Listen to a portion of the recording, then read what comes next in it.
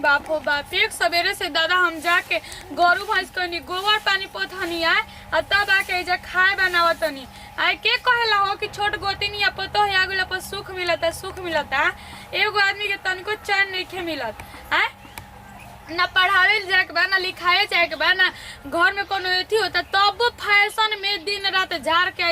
ई मेहरारू रहतिया आ तनी सा बात बोलम त यही पर झगड़ा हो जाई तनी सा में झगड़ा हो जाई के बोले वाला हड़ू तू कैसे आमदी करेला का बरबरात रही ना जी सुबह सुबह उठ के टर हां कहां जात हो कहां जाते नहीं मीटिंग करे जाते रोज जानते के हां सर हां आ रहे हैं नहीं रुकिएगा ना अच्छा 4 व्हीलर से है कौन है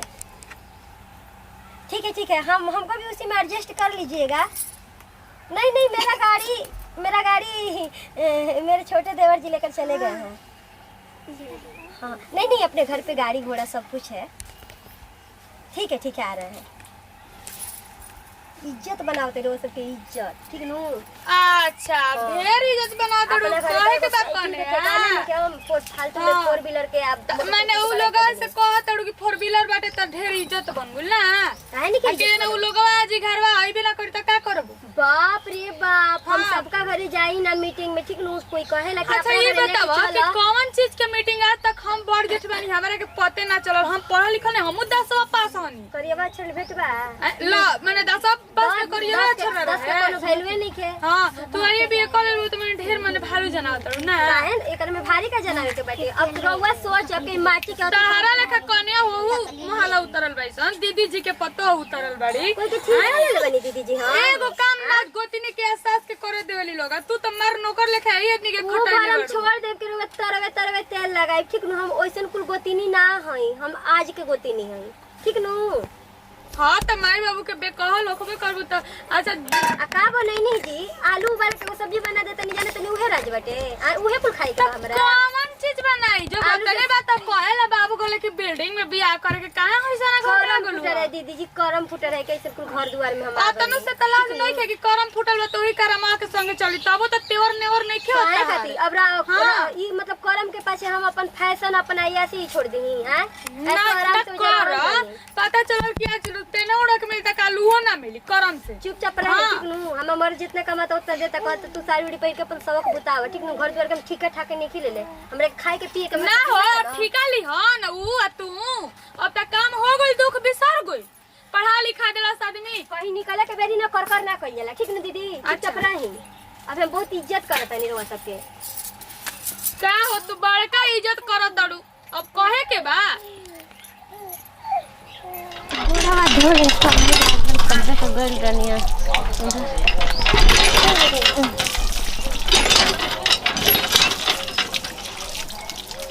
चल देखी भौजी खाना बनेले बनी खाए आजी रेवा के कपड़ा के कलर से पहिरे के का हो गला भौजी पहन कभी सपनों में देखले रहनी जाना तनी 1400 के कपड़ा ठीक नु अरे वैसे में शोभा नहीं के दे अरे भौजी नीक लागत रहला त कनिया के पहन ले तो नीक लागत त का करी आए भागी ले बनी ई कैसे बोलता लो भौजी हम तो ननदे ना है तो ननद ई कुल हमरा कहना त ना चली ठीक नु पहले चुपचाप जाई अभी खोल ली अपन जन फटा पुरान बहुए पहिरी तू मत खाए के ठिकाना नहाए के तोड़ा के तू मतलब पहन सकेलो हम ना पहन सके काहे नहीं पहन सकी ना हमर माई बाप खरीद के देले बाटे तो हम ही पहन सकत नहीं कर हमारे हक बाटे तो भौजी रे के देले रही ना जी एगो ढीला ढाला कपड़ा आ वो पुरान ना होगा तो पुरान उल्टा तेरा ठीक ले ले बनी जाई खटवाई बड़ी बोल ले तो सोचा नहीं पहन ली ठीक लगी तो कुछ पहिर लेम ना ई सब जाने तरी कि ना हम बाहरी भीतर निकले वाला कपड़ा हटे ठीक वो कहां जाता लो कहीं जाते अबे जाके धो के गंगा जल छिड़क के आयरन करके रखी ठीक नु गंगा जल हां है करे पे गंगा जल छिकी हम कोई देहबे के ना पहिरी ना ठीक अच्छा हां अच्छा करम की जान धोइम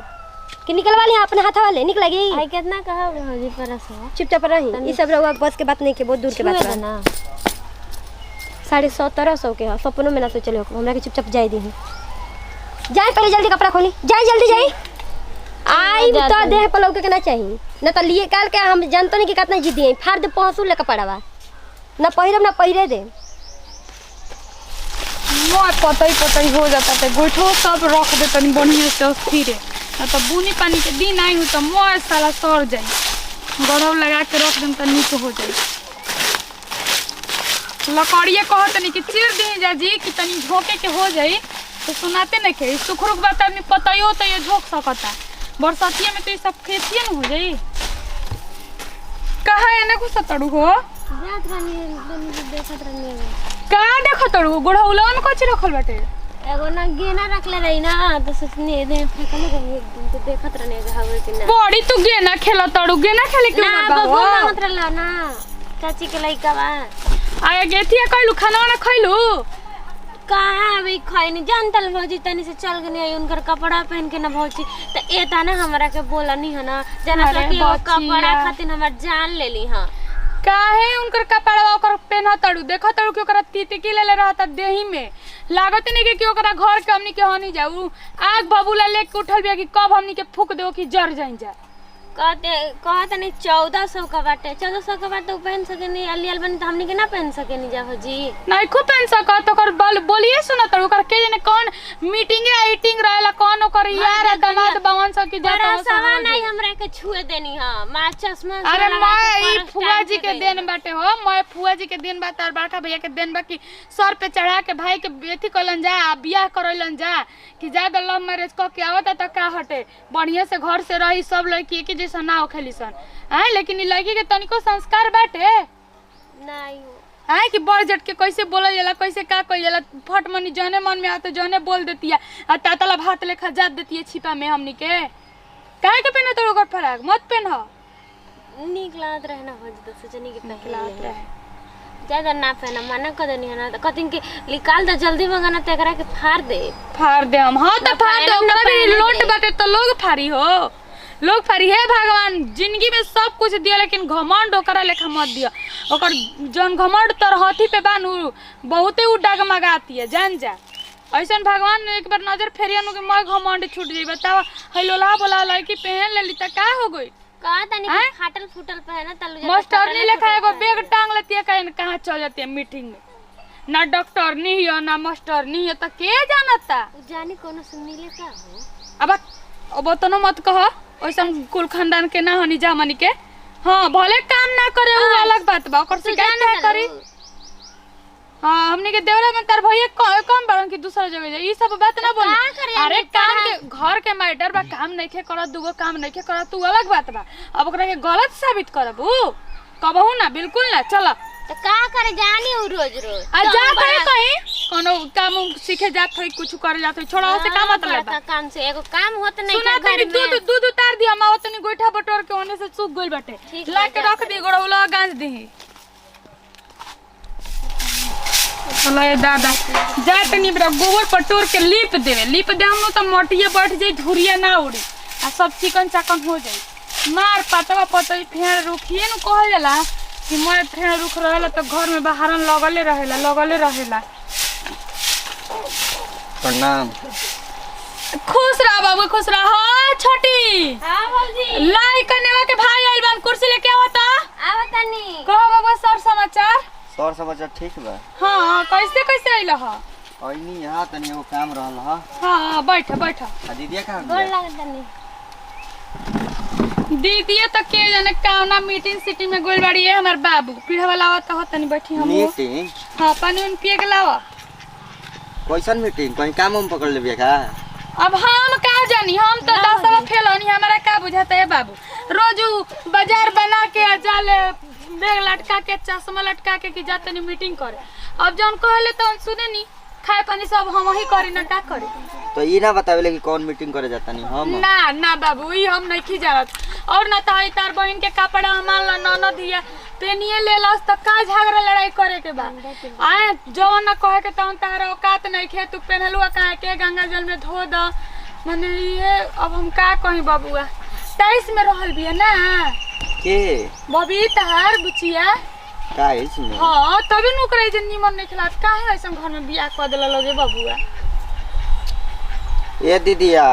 वो जो टाइल्स वैसे नहीं खे लागल हो जैसने घर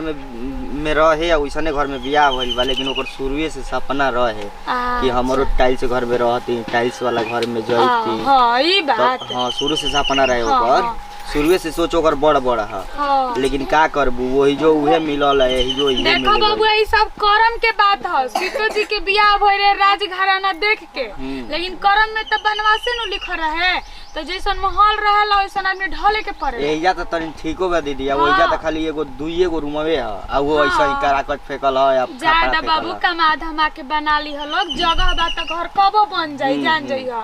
लेकिन ये खराब लागला नु बाबू कि काम ना करे लिए को मान ला का असल पे असल खेते बधारी से आवत आदमी गरु भैंस क के आवत त काम धाम करत है। नाही त क्या तनी भौजी हम कुछ हाल ले बनावा के एथी उठी ले खाना ना ले बाबू के पता कर जा कि कैसन मीटिंग होता कैसन ना। अब बाबू अब तू पूछबो त बढ़िया रही, कैसे कि देवर से त हमरा उतना हइले ने कि बियाह शादी कलरी मतलबे तोड़ देलन। ई जे रहली वो कहली कि कबो भाग जाइम कबो बाहर लेके चली, अब का करियन जे इनु जनियन जे बाबूआ। आ जीजा का हम डेरवा पर हां वो डेरा पे गोला हवा। तो ठीक बा, तो हम डेरवे पे जाता नहीं ना खाना ना खाला। अच्छा खाई जाई आराम से आवत माई के समाचार ठीक बा? हां ठीक बा। बाबूजी ठीक बा ओने भई रहत वन? हां सब ठीक बा। हां तो चलो तब दलनिया में खाला कुछ ठीक, खाला। ठीक। हां लाओ खिया दो। बताओ कितना बढ़िया भाई है परिवार, इतना सहमिल हुआ। एकरा के जाने कवना बात के घमंड रहला हे नारायण जी, एकर बुद्धि ना होई लागता कि अब चलो ये दादा देरी खाए के। नमस्कार प्रणाम, हम निकिरण सिंह, हमने अपन टीम में हमने के पारिवारिक वीडियो ला वीडियो अच्छा लगता है दिल से लाइक करो शेयर करो कमेंट करो। इसी के साथ ही विदाई के लिए वीडियो से बाय बाय।